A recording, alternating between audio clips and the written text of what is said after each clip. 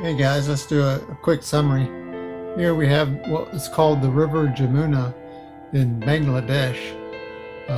One of the subscriber friends of mine, Swapna Ahmed, was telling me that this is one of the main rivers. It's actually, I think, one of the third largest rivers in Bangladesh.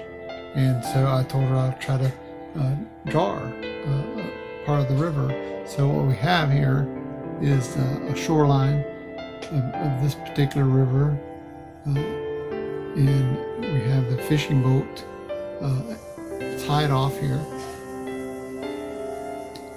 and then you have the shoreline. Continue back to the vegetations on the river, some more distant vegetation, and then the horizon line. You have a few extra fishing boats out on the water, some of the birds flying above here and here.